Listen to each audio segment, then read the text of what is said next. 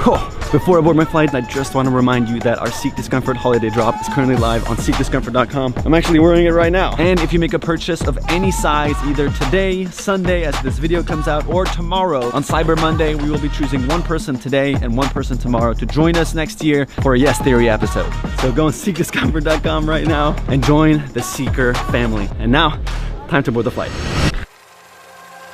Imagine a country tucked away from the rest of the world, hidden in the Himalayas, left to its own devices to develop in unique and incredible ways that made sense for not only its own culture, but also for its entire ecosystem. Some people claim that this country is the happiest in the world, and the last Shangri-La, and is in fact the only country in the world to be carbon negative, meaning it's producing 3 times more oxygen than it consumes. Meet the country of Bhutan. So what makes this place so special? Are the people there truly the happiest? And what have they understood about the environment that the rest of us haven't? Well, after a recent trip to India for an upcoming episode, I went on my second solo trip this month to visit this small country. Squeezed between the 2 most populated countries on the planet, the place is faced with lots of surrounding pressure. And so, with an open mind and lots of questions, let my 72-hour trip to the magical country of Bhutan begin. Hello.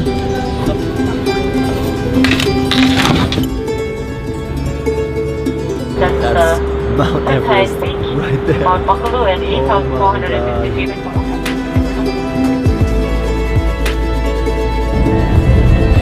Ladies and gentlemen, welcome to Bhutan. Oh! Alright! This has got to be the most beautiful airport I've ever seen in my life. What? And even the freaking conveyor belt for our luggage is beautiful. So the thing about Bhutan is that you're not allowed to come here without an official tour guide assigned to you. And they hook you up with hotels, visas, transportation, which means that I have a guide waiting for me out here. Hi. How are you? How are you? Fine? Yes, great to meet you. Man, this is beautiful. Like it? Yeah. What was your name? Funso. Funsu. Yeah. Funsu. It's a welcome scarf for you. Thank you so much. Great. Wow, awesome. Once again, welcome to Bhutan. Thank you so much. I'm super excited to explore and learn about how Bhutan is apparently the happiest country in the world, right?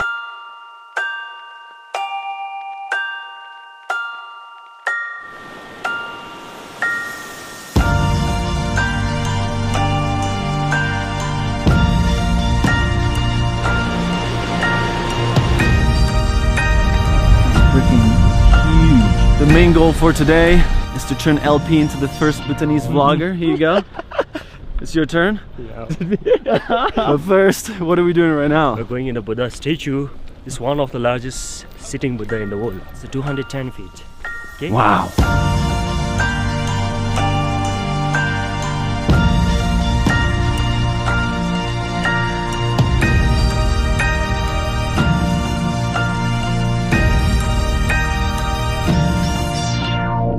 After exploring a few more iconic places in Bhutan, I felt amazed by the scenery. Yet I still had so many unanswered questions. Why do some call this place the happiest country?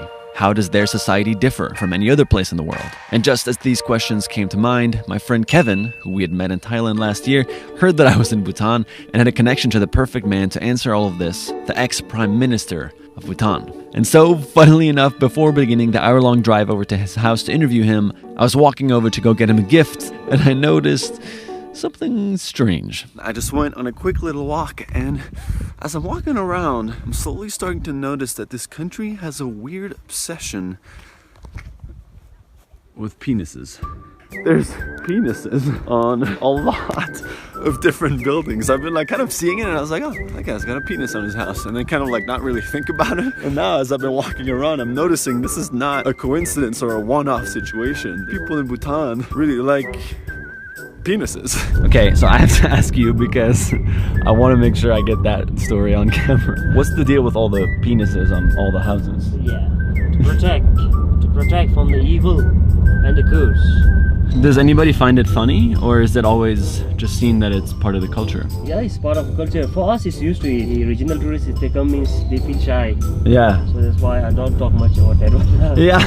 Oh my god. Well, you learn something every day. So we are about to go meet the ex-Prime Minister of Bhutan, and we need to bring him a gift. I can't believe these freaking penises. It feels like such a juxtaposition next to all of these religious Buddha statues, and then there's just a whole bunch of cocks. What do you think? That one? Not that one.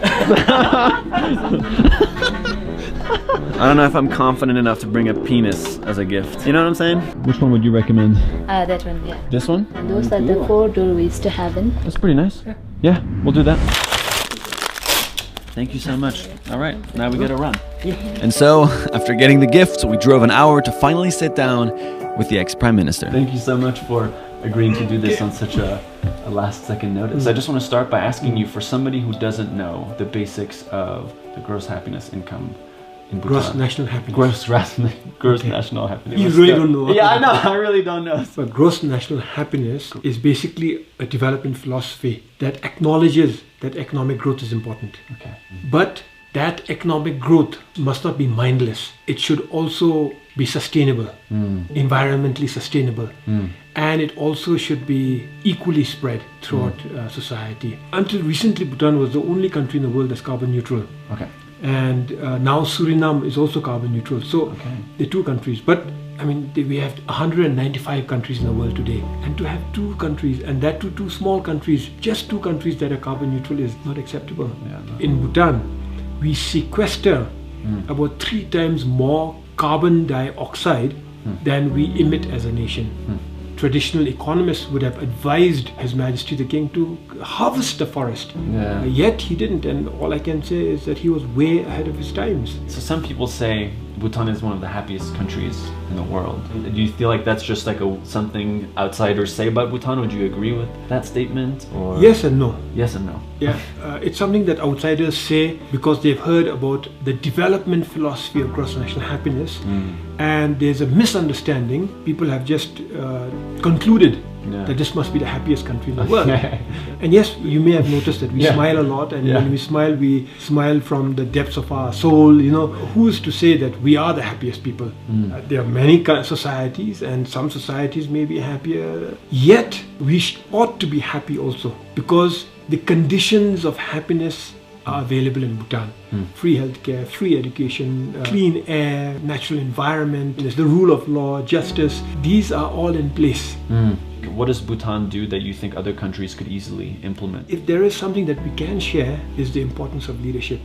The world knows the importance of leadership, absolutely no doubt. But we have enjoyed the blessings of enlightened leaders, whether it is our monasteries or whether it's our wildlife, whether it is our tall mountains that are still unclimbed. Yeah, all of them ultimately is because of enlightened leadership.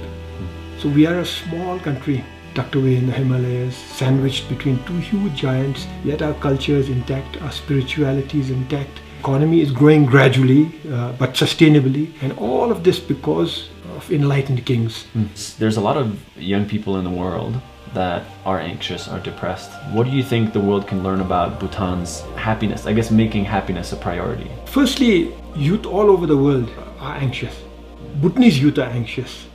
I am anxious, but what makes it worse is because we are so connected now. Earlier, you're isolated in your own village. Urbanization came, and then the internet, and now like you're not in your cocoon, no?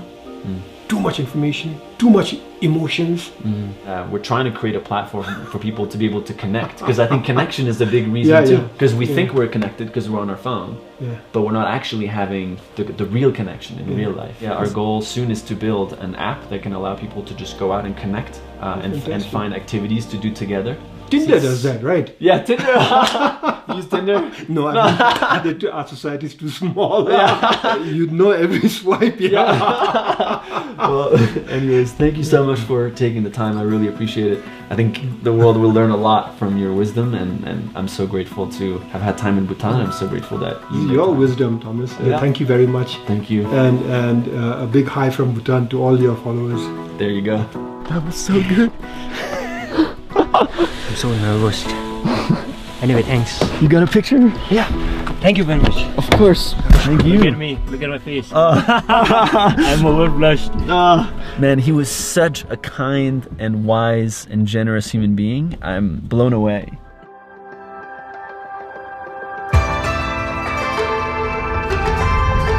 Wow. So we're going all the way up there. We're hiking straight up like a mountain, pretty much. Yes, on the hill. Okay, we are beginning the hike to Tiger's Nest, which is apparently one of the most holy places in all of Bhutan, but also apparently in all of Buddhism. The second Buddha, who's the one that popularized and spread Buddhism all over Asia, spent 3 years, 3 months, and 3 days meditating in the cave that's built right next to the temple. I'm out of breath, we barely started. We're super high up in elevation and we're about to go even higher. Is that it? Wow. We're climbing what? 3,100 meters. Wow. Hi, buddy.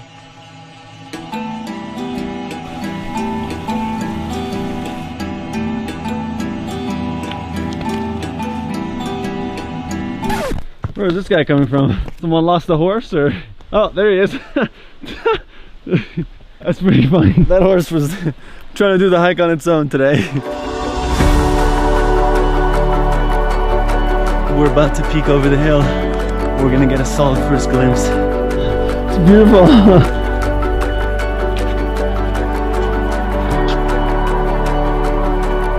Apparently in Buddhism culture, when you go hiking, you wash away your sins. Good for the health, good for the body, good for the soul. Ah, we're getting so close. Look at this thing. There's just something in the air. It's like very hard to describe, but all of a sudden my heart just dropped.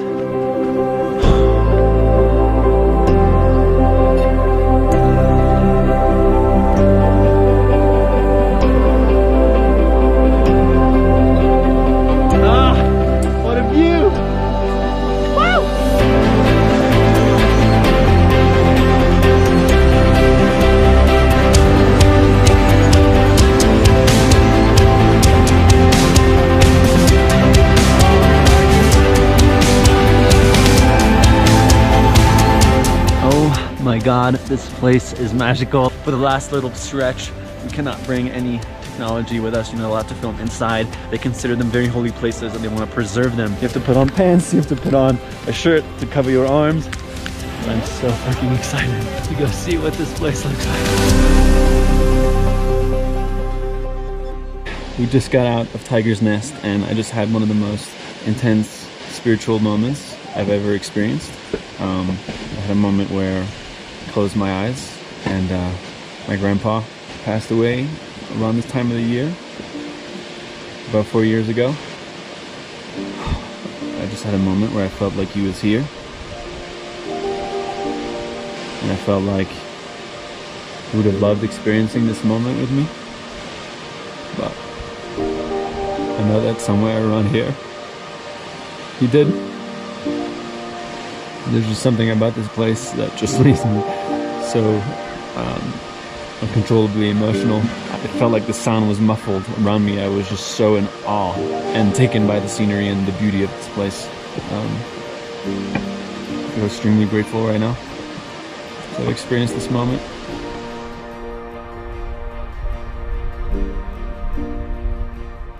After spending 3 days in Bhutan, I was blown away by what I had learned. But I also think it's safe to say that I only scratched the surface of understanding how this country truly operates. There's a surprising combination of cultural, political, and ecological factors that allows Bhutan to exist the way it does.